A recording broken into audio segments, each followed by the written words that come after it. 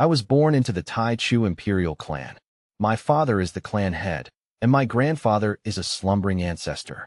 At my birth, 9 dragons pulled a coffin, and purple chi extended for 30,000 miles. 12 saints of the clan asserted on the spot that I possessed the countenance of a great emperor. But what I fear most are the losers. Specifically, the kind who were celestial geniuses before the age of 16, lost all their cultivation after 16, and have deceased parents. The kind of loser whose fiancé just happens to show up to break their engagement at their lowest point. It is best to stay as far away from these people as possible, because the history of our world tells me that those who offend them generally do not live past 3 years. At best, they are humiliated and slapped in the face. At worst, their entire sect is reduced to ashes, and even their ancestral graves are dug up. Naturally, I refuse to accept this. With a background as prestigious as mine, why should I serve as someone else's experience pack? I want to be a great emperor. Not the kind of great emperor in the history books who lives only in the memories of others and exists solely to leave behind an inheritance. I want to be a living great emperor. Thus, in my 16th year, when the third elder came to me in high spirits, saying he had found a 6-year-old child in the lower realms with a natural-born supreme bone, perfect for being harvested to transplant into my cousin, I only asked 3 questions. Did that child lose his father at a young age? Yes. Is his mother of mysterious origin? The young master is truly divinely perceptive. Indeed, her origins cannot be traced. Did he recently pick up a pitch-black ring from the bottom of a cliff? The third elder looked at me in shock. How did the young master know? I smashed my teacup on the spot. It was over. 3 for 3. Whoever wants to harvest this supreme bone can go right ahead, but it certainly won't be me. Not only did I stop the third elder from acting, but I also personally went to the lower realms to bring that child named Shi Yin and his mother back into the imperial clan. The third elder's beard trembled with rage. Young master, that is a supreme bone. I patted him on the shoulder. Third elder, think bigger. Harvesting a bone can, at most, nurture 1 genius. Nurturing someone who will slaughter through the 9 heavens and 10 lands in the future, that is what you call a massive return on investment. The third elder didn't understand. It didn't matter. As long as I understood, it was enough. From that day on, I established an unprecedented institution within the Tai Chu imperial clan, the Pavilion of Heavenly Fate. There are only 3 rules for the pavilion. First, we exclusively recruit losers. Second, priority admission for any young person who has had their engagement broken, their bones gouged, their parents go missing, their dantian shattered, or has accidentally fallen off a cliff, as well as those who carry rings, ruined towers, broken swords, or black beads. Third, anyone who dares to use their status to bully the aforementioned individuals shall be struck 80 times with a staff first, regardless of the reason. Everyone in the clan thought I was crazy. Later, they realized I wasn't crazy. I just valued my life. In the 3rd month of the Heavens Mandate Academy's founding, I picked up my 2nd treasure. That day was a grand banquet for the clan. The sect master of the northern region's Qingyun sect arrived in person, stating he wanted to dissolve the engagement between his daughter and the Ning family's young master, Ning Chuan. The Ning family is a subsidiary of the Tai Chu imperial clan. When Ning Chuan was a child, he was known as the #1 genius of the northern region. He gathered spirit at 13 and opened his meridians at 14. However, at the age of 15, he lost his entire cultivation base overnight. Now, he couldn't even defeat an ordinary domestic servant. When I heard this, I had already put down my chopsticks. As I continued to listen, it was exactly as I expected, word for word. The young lady of the Qingyun sect, dressed in robes as white as snow, stood in the center of the hall, her voice cold and aloof. Ning Chuan, you and I no longer belong to the same world. I have now joined the Xintian Holy Land, and in 3 years, I will participate in the Holy Land's great competition. You, however, have lost your cultivation. I fear you will be trapped in this tiny Ning family for the rest of your life. Let this marriage agreement be settled here. Snickers immediately broke out around the room. Several youths from the Ning family were wearing expressions of pure schadenfreude. Someone even whispered, "A waste should have the self-awareness of a waste. Does he really think he's worthy of marrying a disciple of the Holy Land?" My scalp crawled as I listened. You people really aren't afraid of death. I looked at Ning Chuan again. The boy's head was lowered, his fists clenched so tightly that his nails were digging into his palms. On the index finger of his right hand sat a pitch-black ancient ring. Perfect. He had the ring, too. I stood up immediately. The engagement can be broken. The hall fell silent instantly. The Qingyun sect master hurriedly cupped his hands. The young master is wise. But it cannot be broken like this. I pointed at Ning Chuan. First, pay reparations. The Qingyun sect master froze. Pay? Reparations? You are the ones proactively breaking the contract. Should you not compensate him? I counted the items off on my fingers for him. 1 earth-rank spiritual tool, 100,000 high-grade spirit stones, 3,000-year-old spirit herbs, and burned the original marriage contract in public. From then on, may both parties be free to marry as they please, having nothing to do with one another. The Qingyun sect master's face turned green. Young master, this is surely a bit too much. Behind me, the 12 Tao protectors opened their eyes in unison. The sect master of the Qingyun sect immediately changed his tune. Not at all. Not too much at all. The items were quickly delivered. The marriage contract was also burned. The young lady of the Qingyun sect looked at Ning Chuan with a complex expression, as if she wanted to say something. I didn't give her the chance. It's best to say as little as possible at times like this, especially avoid saying things like, "You'll find someone better in the future." Talking too much makes it easy to trigger hidden plot lines. Once the people from the Qingyun sect left, I pushed the pile of compensation directly in front of Ning Chuan. Yours. Ning Chuan looked up, his eyes bloodshot. Young master, why are you helping me? Because I see potential in you. He gave a bitter laugh. I am already a cripple. I glanced at the ring on his finger. Being a cripple is good. I coughed and rephrased my words. What I mean is, in one's life, a low point isn't necessarily a bad thing. If you are willing, join the Heaven's Mandate Academy today. I'll provide the resources and the techniques. You'll take your revenge yourself. But 3 years from now, if you can truly stand back up, I want you to do one thing for me. Ning Chuan stared at me. What thing? Join the Imperial Palace and fight for me. He was silent for a long time before nodding heavily. All right. The moment he agreed, that ancient ring suddenly flickered with a faint light. An aged phantom drifted out from the ring. Interesting. The old man stroked his beard while looking at me. I have lived for 8,000 years, yet this is the first time I've seen someone who specifically recruits trash. My eyes lit up as well. Here it is. The ring, Grandpa. I immediately stepped forward and grasped the old man's illusory hand. How should I address you, Senior? Yao Qinzi, the former #1 alchemist of the pill domain. I almost couldn't hold back a laugh. The #1 alchemist? This wasn't just some old grandpa. This was a walking, talking gold mine. Senior, since you're residing in this ring, I imagine you need heavenly treasures to reshape your physical body. Yao Qinzi's gaze narrowed. You even know about that? I know a thing or two. Whatever you need, just say the word. You can take your pick from the Imperial clan's treasury. And the condition? Simple. I slung an arm around Ning Chuan's shoulder. Teach him how to cultivate, and while you're at it, build an alchemy academy for me. You provide the recipes, I provide the herbs, and for the pills produced, the Imperial clan takes 70% while you take 30%. Yao Qinzi fell silent. After a long while, he spoke in a low voice. Why do I get the feeling you're even better at business than the demonic cults? I gave a modest smile. Senior, you flatter me. Half a year later, the Alchemy Academy was completed. The spirit-gathering pills, which only Holy Land elders could afford in the past, were converted by Yao Qinzi into a mass production process, 300 pills per furnace. The cultivation speed of the young disciples of the Taichu Imperial clan immediately doubled. A year later, the pills were put up for sale to the public. Spirit stones flooded into the Imperial clan's treasury like a rising tide. Meanwhile, Ning Chuan transformed from a piece of trash with zero spiritual power into someone who broke through to the Spirit Sea realm in one go.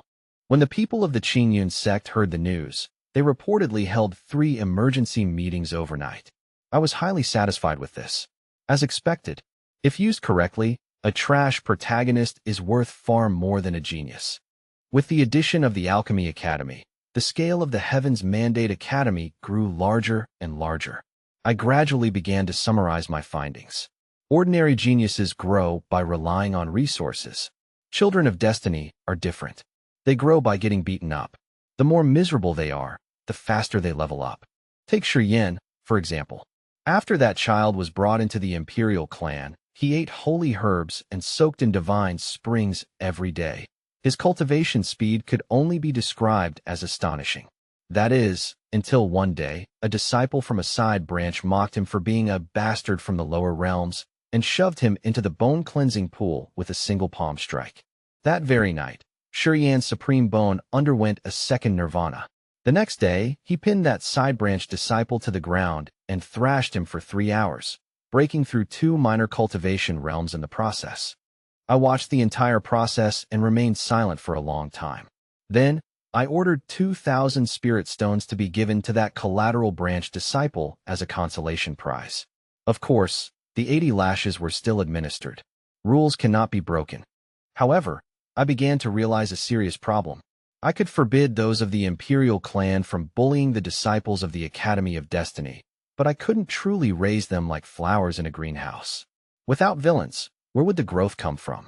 So, after 3 days of contemplation, I established a second institution, the Tower of Defying Fate. There were no treasures in the tower, only sparring partners I had invited from across the lands. The first floor was responsible for mockery. The second floor was responsible for snatching opportunities. The third floor was responsible for bullying the weak. The fourth floor was responsible for ambushes and pursuits. The fifth floor was the most expensive, featuring veteran actors playing the role of young masters from great families.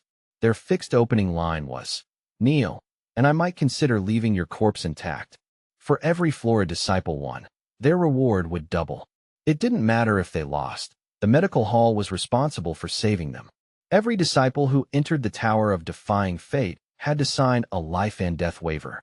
Once the news spread, the entire clan was shaken. My father called me over and stared at me, saying, "Heng'er, did you damage your brain during cultivation when you were a child?" I understood him perfectly. It is indeed difficult for a normal person to accept. That was until the first batch of disciples emerged from the tower. Shi Yin was besieged by sparring partners on the 4th floor, and his chest was nearly pierced through. As a result, his supreme bone fully awakened, and he collapsed half the tower with a single punch. Ning Chuan was stepped on his face on the 5th floor and called a piece of trash. Yao Chenzi, the spirit inside his ring, was so enraged that he directly passed down the heaven-burning manual, a technique lost for 8,000 years. There was also a youth named Lu Chun, who was the most ridiculous of all. He was originally just responsible for cleaning the Tower of Defying Fate and accidentally picked up a piece of rusty iron from a crack in the steps of the 3rd floor. Hidden inside was actually the inheritance of an ancient sword emperor. When I received the news, my whole body went numb. You can find a sword emperor's inheritance just by picking up trash? Where's the logic in this? Later, I figured it out. Trying to be logical with a child of destiny is inherently illogical. So, I recruited Lu Chun into the Academy of Destiny and added a new rule for all handymen. In the future, don't throw away the junk you find while sweeping. Send it all to the Treasure Appraisal Pavilion. In 3 months, we recovered half a volume of an emperor's scripture, a dragon egg, a fragmented map of an immortal's abode, and a divine spring eye that had supposedly been dead for 100,000 years, all from junk. Several of the Imperial clan's appraisers now show up to work every day with bloodshot eyes. No one dared to take a day off. They were terrified that on the day they were away, some odd-job servant would pick up another Imperial weapon from next to the latrine. Just as I felt life was becoming increasingly promising, an urgent report arrived from the borderlands. The demon burial abyss had cracked. According to ancient records, the demon burial abyss opens once every 10,000 years, sealing the remnant soul of an ancient demon sovereign within. The clan elders unanimously suggested sending a saint to guard it and execute any demon cultivators on sight. I had originally thought the same, until the Hall of Punishment brought in a prisoner. He was a young man in black, around 20 years old. His cultivation was only at the foundation establishment stage, yet while in his cell, He had written down 73 ways to break through the Imperial clan's protective mountain array in one go. The elder of the Hall of Punishment said he was mad, but the young man looked at me through the iron chains and gave a cold smile. The Taichu Imperial clan will be exterminated in 7 years. The demon burial abyss is only the beginning. The true disaster comes from above the 9 heavens. Killing intent suddenly surged in the main hall. A dozen elders shouted in unison, arrogant. I, however, suddenly sat bolt upright.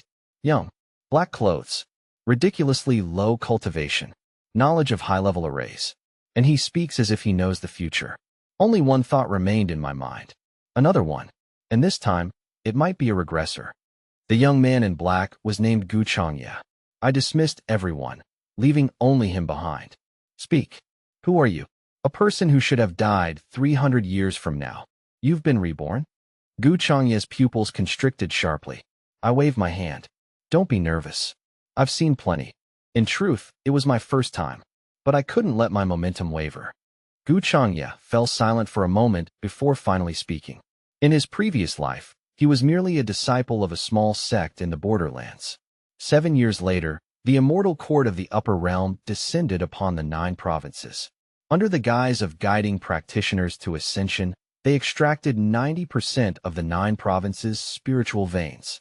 Countless sects resisted, only to be slaughtered to the last man.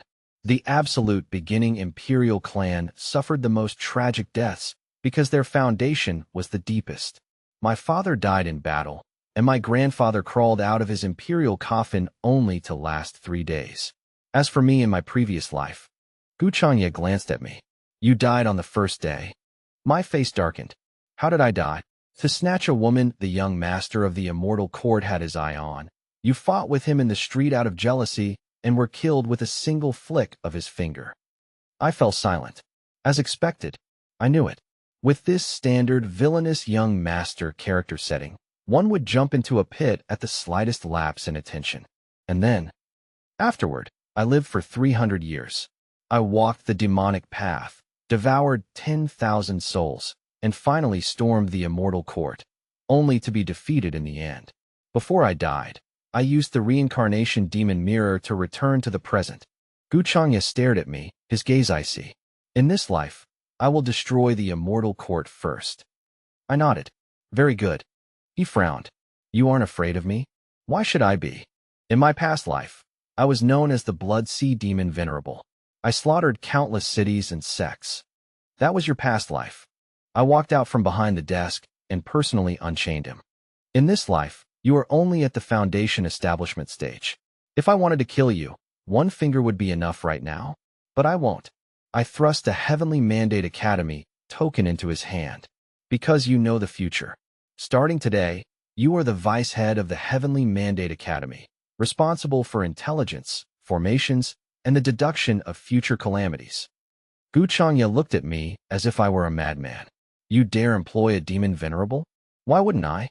As long as you give more than others and make the rules clearer than others, what difference is there between a demon venerable and a saint? Besides, don't you want to destroy the immortal court? I smiled. What a coincidence. I don't want to die either. That night, Gu Changya drew up a list for me. There were 37 people in total. All of them were powerhouses whose names had shaken the 9 provinces in my previous life. Right now, one was still herding cattle in a mountain village. One was a sect handyman. One was digging for spirit stones in a mine. The most absurd was the ruthless figure known in the future as the Heaven-Swallowing Empress. At this moment, she was only 8 years old, fighting wild dogs for steamed buns on the street. I looked at the list, my hands trembling. This wasn't just a list. This was the premier talent pool for the next 300 years. That night, I mobilized the Imperial clan's flying vessels. Bring every single one of them back. Gu Changya cautioned me. Some of them have defiant temperaments. They won't submit easily. It's fine. Give resources to those willing to come. And those who aren't willing, give more resources. And if they still refuse, buy up the list of their enemies as well, and ask if they need after-sales service. Gu Changya stared at me for a full 10 breaths. Finally, he said only one thing. In your previous life, you truly died an unjust death. I deeply agreed. Half a year later, 29 of the 37 had arrived. The Academy of Destiny expanded from its original few dilapidated halls into the Imperial clan's largest peak. The Alchemy Pavilion, Array Pavilion, Sword Pavilion, Artifact Pavilion, and Intelligence Tower, everything was fully equipped. Every day, there were strange occurrences. To the east, someone's cauldron exploded during alchemy. They broke through their bottleneck amidst the blast. To the west, someone succumbed to inner demons while practicing the sword. They woke up having attained a sword heart. In the back mountains, someone fell off a cliff and went missing, only to return 3 days later riding an ancient calamitous beast. I gradually grew numb. Others cultivate through secluded meditation. They cultivate through accidents. And what I did was very simple. I gave them the opportunity for accidents to happen. Then, after the accidents occurred, I collected a small return.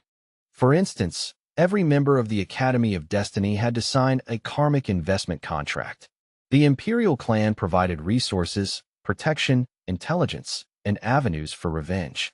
In exchange, they would voluntarily surrender 20% of any fortuitous encounters they gained in the future. At first, some felt 20% was too high, but after the first secret realm trial ended, everyone shut their mouths. For ordinary disciples, entering a secret realm and finding 3 spirit herbs is considered hitting the jackpot. For those from the Heavenly Fate Institute, it's like a grocery run back home. Shiyan fell into a cavern and picked up a piece of immortal gold. Ning Chuan was hunted by enemies and accidentally stumbled into the grotto heaven of an alchemist emperor. Lu Qin got lost and happened to pull an imperial sword that had been embedded in a cliffside for 100,000 years. Gu Changye was the quietest of all. He didn't pick up anything. He simply used the memories of his past life to dig up and haul away the entire Saint-grade spirit vein from beneath the secret realm 3 days ahead of schedule. When the secret realm closed, and I saw the loot piled high across 12 grand halls, I seriously pondered a question for the first time. Was taking a 20% cut a bit too low? The Heavenly Fate Institute's name truly shook the 9 provinces during the grand competition of 10,000 sects 3 years later. That year, over 1,000 powers, including the Azure Cloud sect, the Profound Heaven Holy Land, and the Tai Sword sect, converged on the central province. The younger generation fought for their spots on the 100 sects ranking, while the older generation vied for the allocation of resources. The Primal Chaos Imperial clan originally didn't participate in such junior events, but Ning Chuan came to see me. He said he wanted to go. I glanced at the date. Exactly 3 years. I understood. Go ahead. Young master isn't going to ask me why. To settle a broken engagement, right? Ning Chuan fell silent for a moment. Young master, sometimes I really suspect you can read minds. I smiled but said nothing. Did I really need mind reading for this? The 3-year deadline had arrived. If he didn't go back and deliver a proper face slapping, how could he ever sleep at night? To be safe, I simply dispatched the entire younger generation of the Heavenly Fate Institute. Before their departure, I gave them only one instruction. Sparring is fine. Making enemies is also fine. But remember, if anyone provokes you, make sure to ask about their family background first. As the crowd looked on in confusion, I explained, the grander their background, the more people there will be to deliver resources to us later. Gu Changye nodded silently from the side. He was starting to understand me. As it turned out, my assessment was entirely correct. On the first day of the competition, Ning Chuan won 13 matches in a row. The lady in white from the Azure Cloud sect, the one who had broken the engagement, watched from the high platform, her face turning paler with every passing moment. On the second day of the grand competition, the Holy Son of the Xintian Holy Land took the field. The reason was cliché. He liked the lady in white. Thus, he blocked Ning Chuan and said, "You are not worthy of her. A piece of trash from the past will always be trash." Upon hearing this, Ning Chuan became instantly invigorated. Then, crossing an entire major realm, he hammered the Holy Son of the Xintian Holy Land into the spectator stands. The Holy Land elders were furious and moved to suppress him. Shi Yan stepped forward. Seeing his young age, an elder immediately cursed. Where did this little animal come from? Shi Yan's eyes lit up as well. In the next moment, his supreme bone glowed. The Holy Land elder was gone. This caused the situation to escalate completely. The deputy Holy Lord of the Xiantian Holy Land arrived in person. Lu Chen stepped forward, cradling his sword. The sect leader of the Tai sword sect sneered and told him to get lost. Lu Chen looked down at the imperial sword in his arms. The imperial sword also glowed. Half an hour later, the sect leader of the Tai sword sect was kneeling on the ground, staring fixedly at the scrap metal in Lu Chen's hands. I sat on the Imperial clan's airship listening to the battle reports, growing more silent with each update. This was no grand competition of 10,000 sects.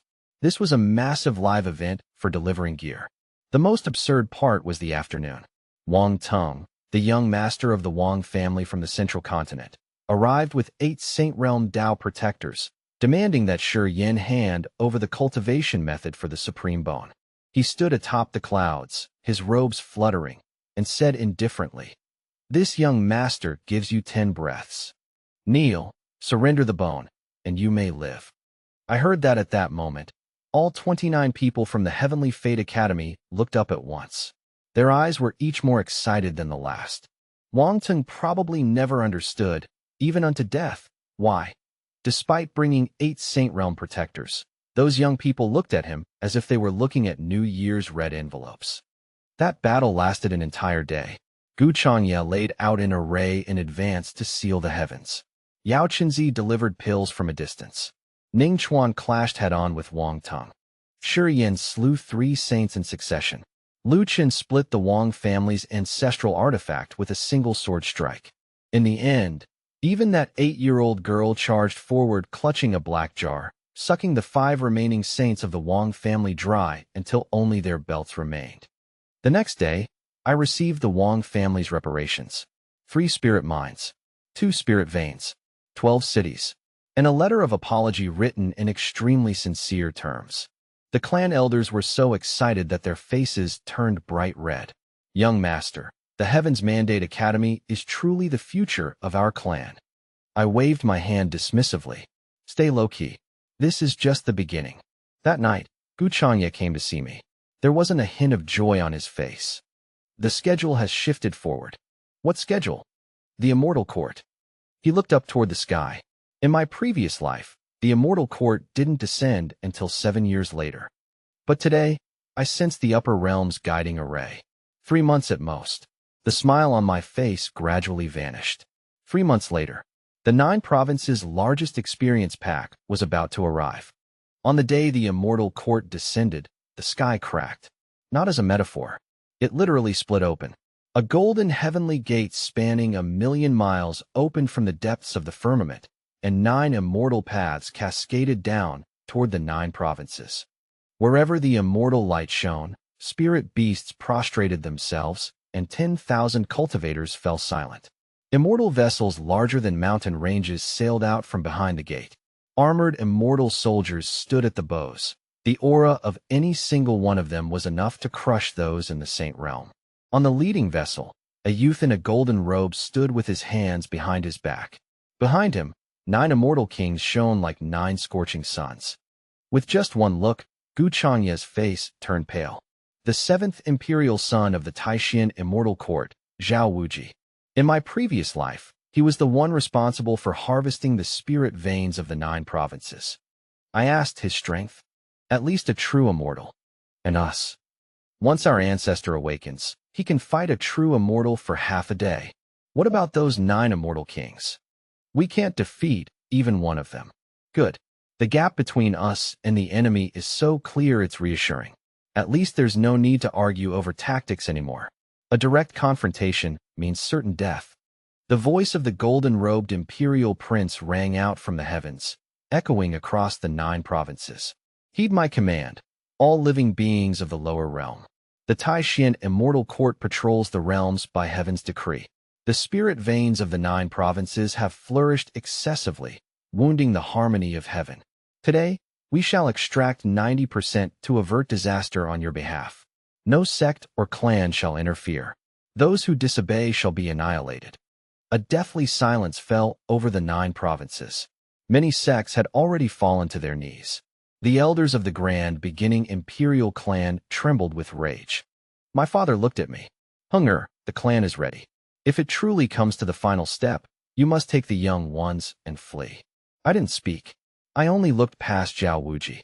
Aboard the immortal vessel, besides the immortal soldiers, stood a group of lavishly dressed geniuses from the upper realm. Young, proud. The way they looked at people was as if they were looking at livestock. I suddenly asked Gu Changya, does the immortal court have any rules? For example, in a fight between the younger generation, are the elders forbidden from intervening? Gu Changya was stunned for a moment. The great clans of the upper realm do indeed value Dao struggles. If it is a challenge among peers, it is generally regarded as a form of tempering. Dao protectors will not easily interfere. I smiled. Then that makes things easy. I turned to look at the group from the Destiny Academy. Whose parents are missing? 7 people raised their hands. Who suspects their parents went to the upper realm? 3 of them kept their hands up. Whose bones, eyes, or bloodlines were once coveted by others? Shi Yan, the little heaven-devouring girl, and 5 others stepped forward. Who holds a grudge of total annihilation against the immortal court? Gu Changye raised his hand. I nodded with satisfaction. Very good. Today, everyone finds their own targets. Gu Changye's eyelid twitched. What are you planning to do? A setup, of course. The first round came even faster than I had imagined. While a young prodigy from the immortal court was patrolling Taichu City, he took a liking to the supreme bone vision behind Shi Yan. He didn't even bother to ask for a name, reaching out directly. Lower realm pariah, that bone of yours is quite good. Gouge it out, and this young master may permit you to enter the immortal court as a slave. Shi Yan glanced back at me. I nodded. Go ahead, child. The environment you're familiar with has arrived. That very day, Shi Yan challenged the upper realm prodigy to a battle in the heavens. The opponent was 2 whole major realms higher than him. Before the battle began, no one in the 9 provinces favored Shi Yan. Half an hour later, 37 of Shi Yan's bones were broken. An hour later, his supreme bone underwent its 3rd nirvana. 2 hours later, he shattered the upper realm prodigy's immortal platform with a single punch. The heavenly tribulation descended. Shi Yan broke through right there on the battlefield. Watching the sky full of lightning, I slapped my thigh in excitement. As expected, villains from the cross-realm version are indeed much more effective than the actors from the fate-defying tower. Zhao Wuji's expression was grim, but he did not intervene. The rules of the upper realm were absolute. In a clash between peers, a loss is a loss. Then came the second one. An alchemist from the immortal court spotted Yao Chenzi inside Ning Chuan's ring. Recognizing him as the alchemy grandmaster who had been hunted down from the upper realm years ago, he insulted him on the spot, calling him a beaten dog who dared to call himself an alchemy saint. Yao Chenzi was so furious his beard bristled. The 2 sides competed in alchemy. The immortal court alchemists summoned an immortal flame. Ning Chuan summoned the myriad spirit cauldron that Yao Chenzi had refined over the years. As the competition reached its climax, the heavenly tribulation arrived again. Ning Chuan refined a 9-veined immortal pill on the spot. The immortal court alchemist's Dao heart shattered. The third one was even faster. Someone mocked the emperor's sword in Lu Chen's hand as a piece of junk from the lower realm. Lu Chen struck only once. That swordsman from the immortal court, along with his sword, was sent flying back through the heavenly gate. In just 7 days, the younger generation of the immortal court suffered 19 consecutive defeats. The cultivators of the 9 provinces went from initial fear to shock, and eventually to sitting outside Taichu City every day on small stools, waiting for someone to issue a challenge. Some even started betting pools, guessing which upper realm prodigy would be the first to run their mouth that day. Zhao Wuji finally couldn't sit still any longer. Enough!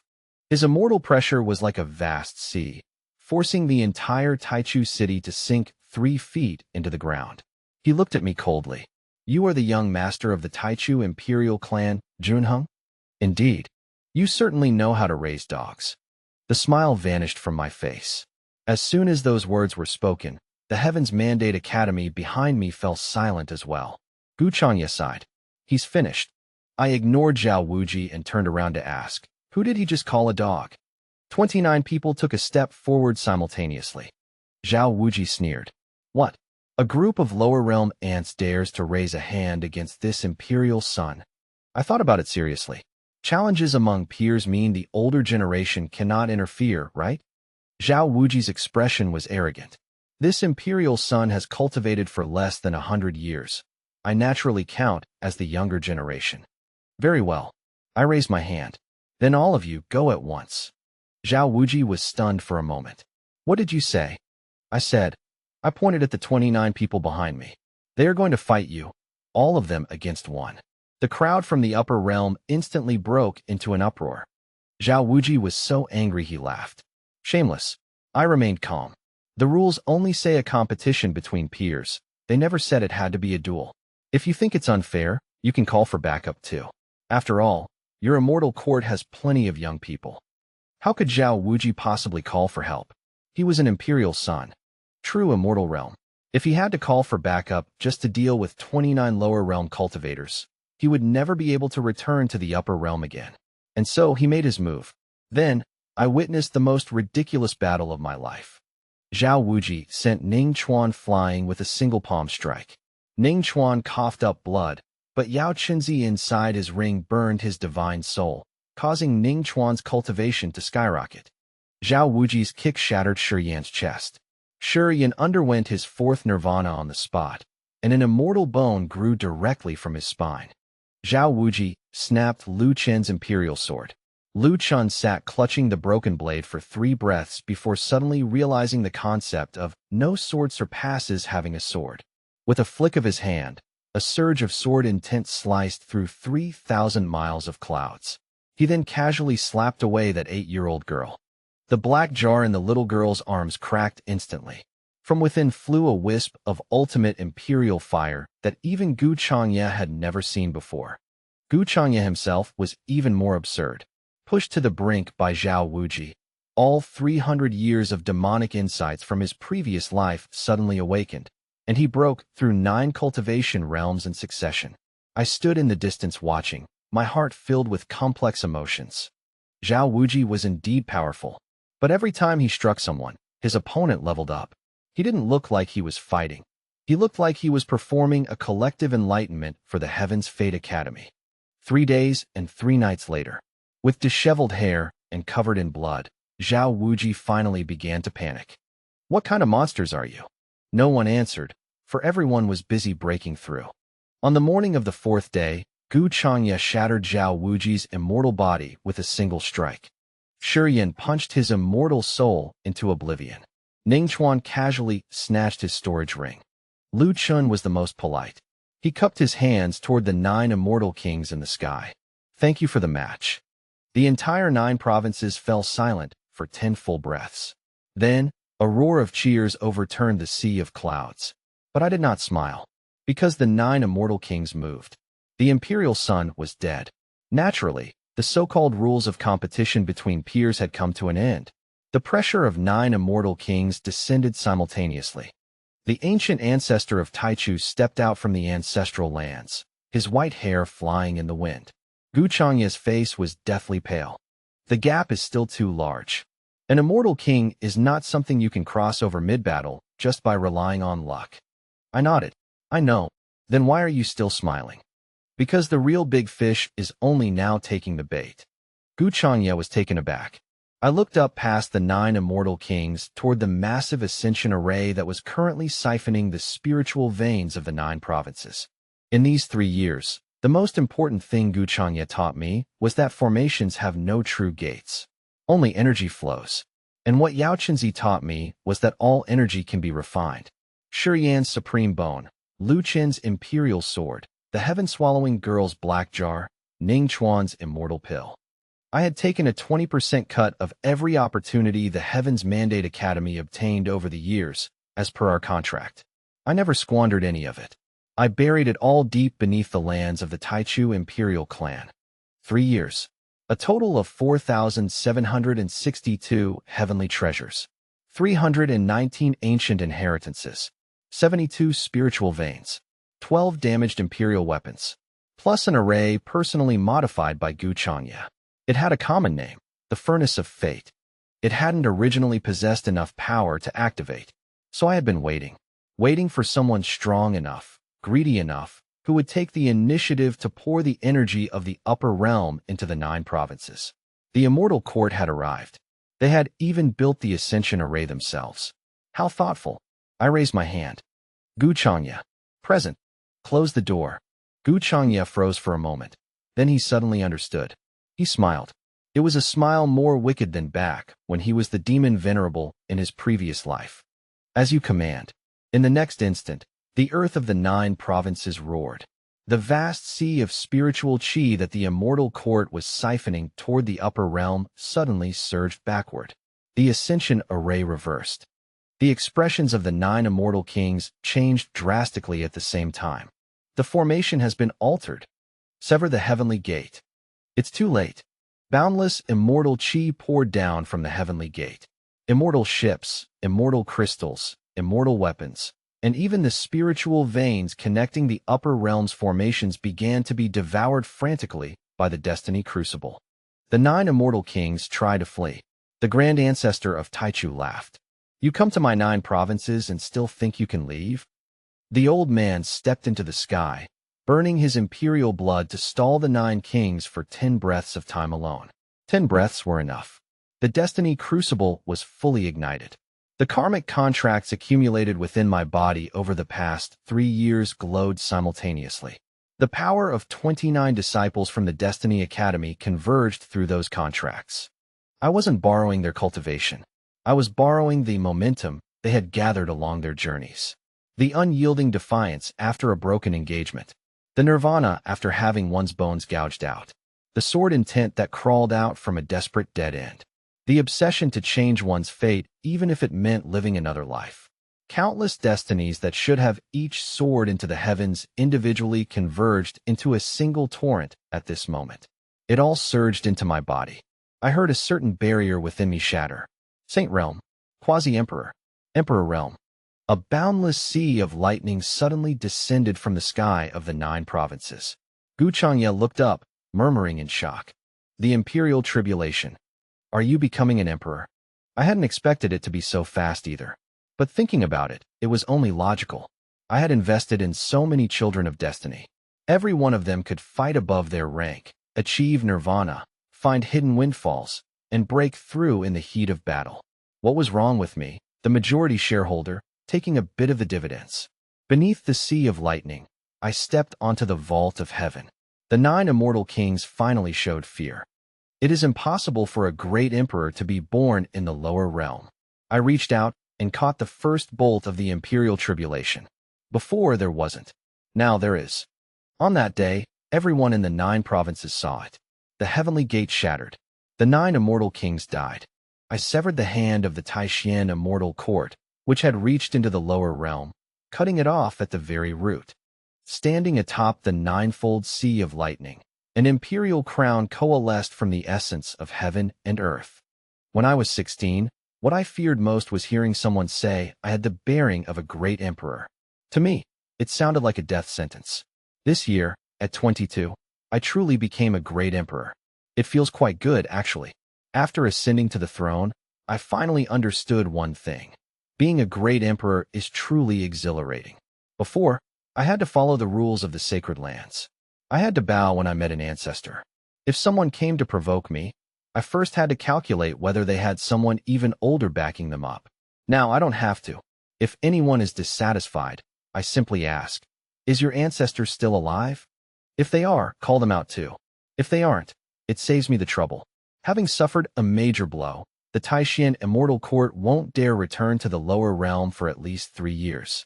I took the opportunity to unify the 9 provinces and establish my imperial court. Ning Chuan was put in charge of the alchemy department. Shi Yin took command of the war department. Lu Chun headed to the sword domain and, while he was at it, annexed the Tai sword sect as a branch of the imperial court. Gu Changya was the busiest of all. All the enemies, ruins, and calamities he remembered from his past life were incorporated into my 300-year development plan.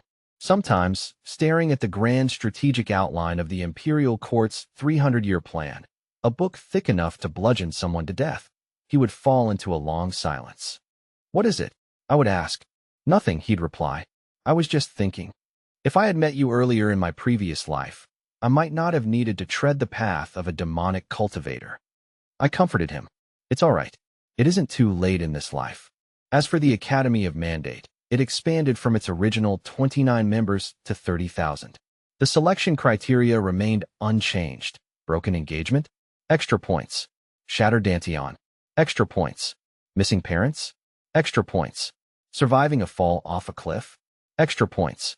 Carrying mysterious old junk? Under close observation.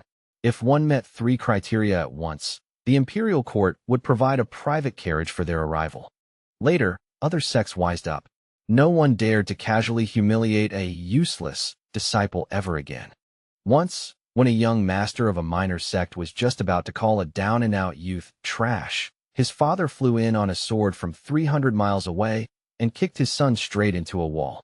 Then, the father personally helped the youth up, showering him with warmth and concern. It was said the youth was so moved he nearly cried. I was quite moved when I heard it, too. The social atmosphere of the 9 provinces had finally been straightened out a bit by me. But a new problem arose. Without the stimulation of villains, the growth rate of the children of destiny dropped significantly. Because of this, business at the fate-defying tower grew better and better. The Great Family Young Master Package on the 5th floor even required a reservation 6 months in advance. The disciples responsible for playing the villains also became a high-risk profession. If they didn't act cruel enough and the client failed to achieve a breakthrough, their pay was docked. If they acted too cruel and the client did break through, they were likely to get beaten up. Later, they went to the imperial palace in a collective petition to demand a raise. I granted it. After all, this could be considered a high-end service industry. 50 years later, I launched an attack on the upper realm. The Taishan Immortal Court was already waiting in full battle array. They thought there would be a bloody war. In truth, there wasn't. Because 50 years ago, Gu Changya had already drawn maps of all their protective arrays for me. Lu Qin shattered the gates with a single sword strike. Shi Yan smashed the main hall with a single punch. Ning Chuan poured 300 pounds of spirit-dispersing pills into the Immortal Court's water source. The devouring girl had already grown into a true devouring empress, swallowing 800 of the Immortal Court's floating islands in a single gulp. That battle lasted only half a day. The Taishan Immortal Court was annihilated. As I sat in their Lingxiao Hall, Gu Changya asked me what I wanted to do next. I thought about it for a long time. First, let's build a Destiny Academy in the Upper Realm too. As it turned out, the Upper Realm was no different from the Lower Realm. There were the same losers, the same broken engagements, the same people who liked to dig out the bones of others.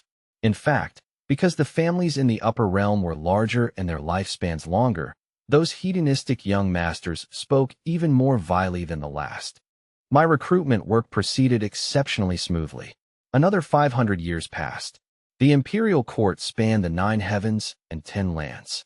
173 great emperors had graduated from the Destiny Academy, and the number of immortal kings was beyond count. The world honored me as the eternal teacher of emperors. There were also those who said that I was, in fact, the greatest child of destiny in this world. I never accepted it. In my life, I've never had an engagement broken, never had my bones gouged out, never fallen off a cliff, and no old grandpa ever lived inside my ring. What kind of child of destiny was I supposed to be? I was just relatively good at investing. It wasn't until my later years that I encountered something that truly gave me a headache. My sons had grown up, 9 of them in total. Every single one possessed peerless talent and a formidable bloodline, and every single one was not quite right in the head. My eldest son, for the sake of a saintess from the lower realms, led 3,000 imperial guards to blockade a sect's gates. My second son took a fancy to a rogue cultivator's ancestral ancient sword and demanded it be handed over the moment he opened his mouth. My third son was the most ridiculous. At an auction, he vied with a young man in black robes for a piece of junk stone. When he couldn't outbid him, he prepared to have his Tao protector kill the man and seize the treasure. When the news reached the imperial palace, my vision went dark. This setup, these lines, this flavor, so familiar it couldn't be more familiar. The villain template I had worked so hard to avoid my entire life. How did it all end up on my sons? I immediately ordered all 3 of them captured and brought back. 80 strikes of the staff each. Then I locked them in the 5th level of the fate-defying tower to let professional actors teach them how to be proper human beings. But I soon discovered that suppression alone could not stop it. The greatest risk of a hereditary bloodline isn't that the descendants aren't strong enough. It's that they are born standing too high. When you stand high, it's easy to view everyone else as ants. When you view others as ants, it's easy to casually utter very dangerous words. Words like, hand over the treasure, and I shall spare your life. Words like, your woman, this young lord has taken a liking to her. Words like, a lowly commoner from the lower realms dares to compete with me.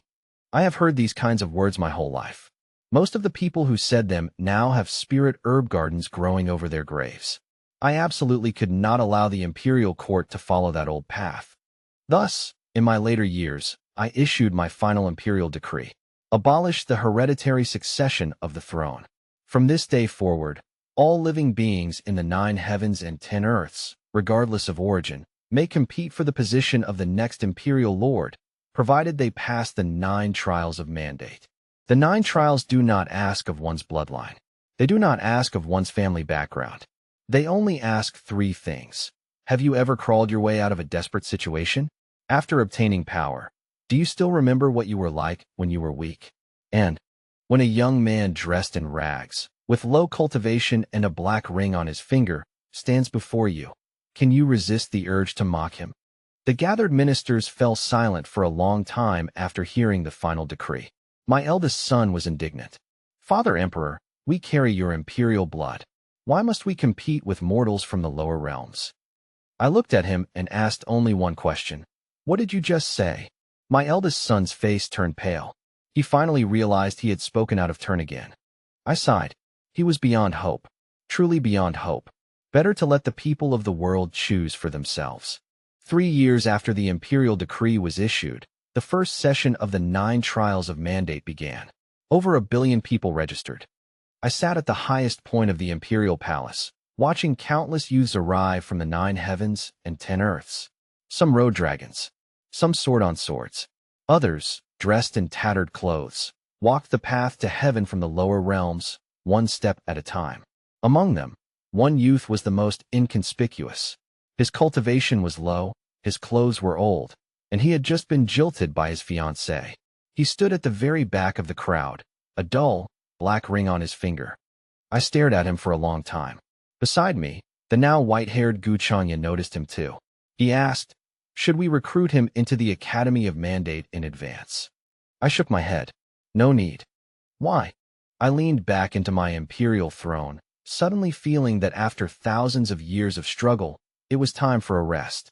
In the past, I took in the children of destiny because I feared they would one day tear my house down. Later, I took them in because I wanted to borrow their luck to reach even higher ground.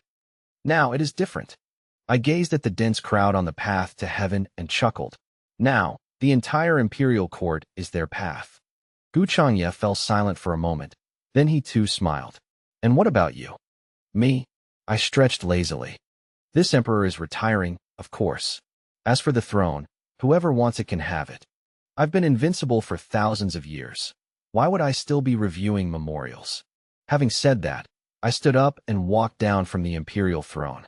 Outside the hall, a sea of clouds stretched for 10,000 miles. The 9 heavens and 10 lands all lay beneath my feet.